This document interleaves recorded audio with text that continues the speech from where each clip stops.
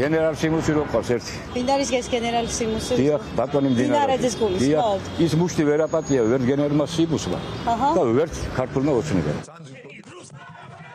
პარლამენტში მომხდარი ეს ინციდენტი ალეკო ელისაშვილს შესაძლოა 15 წლამდე პატიმრობა დაუჯდეს. ასეთია ბრალდებულის მამის მოლოდინი, რომელიც დარწმუნებულია, რომ მის შვილს მძიმე მუხლით სწორედ მამუკა მდინარაძის სურვილით ასამართლებენ. ვალერი ელისაშვილი სასამართლოში დღეს არა პოლიტიკოსის ოჯახის წევრის, არამედ მოწმე სპეციალისტის სტატუსით იმყოფებოდა.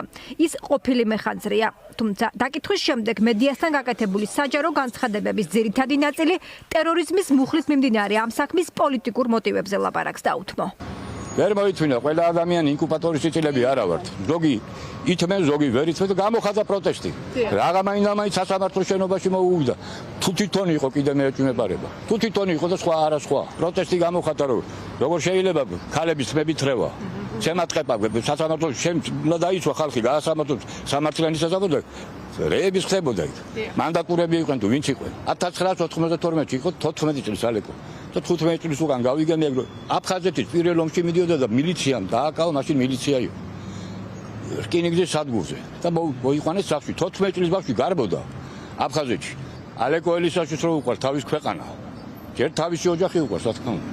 ჯერ ღმერთი უყვარს, მერე თავის ქვეყანა უყვარს, თავის მშობლები უყვარს და დანარჩენი და გაჭირებული ხალხი ეწოდება. და ის ვერ აიტანა.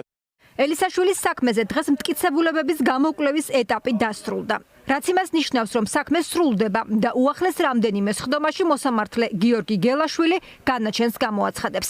სასამართლოს კანცელარიის შენობისთვის ცეცხლის წაკიდების მცდელობის გამო ის 7 თვეზე მეტია წინასწარ პატიმრობაშია. საშიში დამნაშავეებისთვის განკუთვნილ ყველაზე მკაცრ პირობებში. არ აქვს კომუნიკაციის უფლება.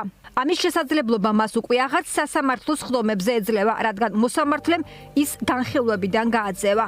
საქმის პროკურორი დარწმუნებულია, სასამართლოს ტერორიზმის მუხლით პოლიტიკოსის გასამართლება არ გაუჭირდება და ბრალდებულს მრავალი წლით ციხეში გაუშვებენ. ნებისმიერ შემთხვევაში გადაწყვეტილებას იღებს სასამართლო და ჩვენ ვნახავთ სასამართლოს გადაწყვეტილებას, თუმცა შემიძლია გითხრათ, რომ ბრალდების ხარის მიერ წარმოდგენილი მტკიცებულებები, კონკრეტულად უშუალოდ ვიდეო ჩანაწერები, რომელშიც დეტალურად არის აღწერილი ბრალდებულის მოქმედებები, ასევე თავად ფაქტი, თუ რატომ მოხდა სასამართლოზე თავდასხმა და რა მიზანი გააჩნდა ბრალდებულს, მიმაჩნია, რომ ერთმნიშვნელოვნად ადასტურებს იმას, რომ მას გააჩნდა სწორედ ტერორისტული მიზანი და ამ შემთხვევაში მისი მხრიდან დადასტურდება, რომ ჩადენილია ტერორისტული აქტის მცდელობა.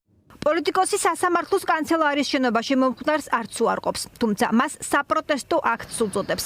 მისი ადვოკატები საქმის გადაკვალიფიცირებას მოითხოვენ, რადგან მიაჩნიათ, რომ ეს ტერორისტული აქტი არ ყოფილა და რომ საქმეს ეს კვალიფიკაცია პოლიტიკური დაკვეთით მიენიჭა. თავდაპირველად გამოძიება სხვისინივთის განზრახ დაზიანების მუხლით იყო დაწყებული. ამის დასტურია დაცვის მხარისთვის სამხარაულის ექსპერტიზის პასუხი, რომელიც მათ დაუკვეთეს და საქმეში დევს. ერთ-ერთი უმნიშვნელოვანესი მტკიცებულებაა, რომელიც ჩვენ სამხარაულისგან მივიღეთ, ეს შეეხება იმ სცენარს და იმ სცენარსთან განვითარებას, თუ რა მოხდებოდა ხანძარი რომ გაჩენილიყო.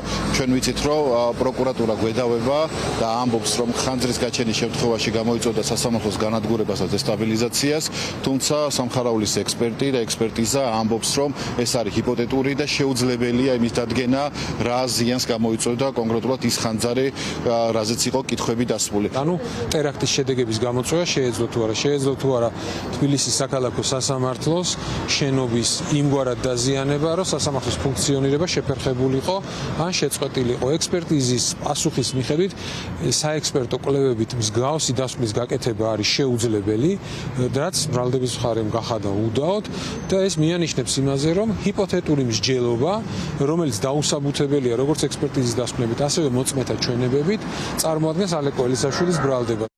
ჯერ კიდევ განხილვების ეტაპზეა ელისაშვილის კიდევ ერთი საქმე, რომელიც კვლავ სასამართლოს შენობაში ტერორისტული აქტის განხორციელებას უკავშირდება. არქივის ოთახის დაწვის ეპიზოდზე ბრალი პოლიტიკოს მოგვიანებით დაუმატეს და ნიღბიანი კაცის ვიდეო მასალებიც გაავრცელეს. ლელო ძლიერი საქართველოს წევრი ირწმუნება, რომ ამ ეპიზოდთან შემხებლობა არ აქვს და საქმის მთავარ მტკიცებულებაში ასახული შენიღბული კაცი არ არის.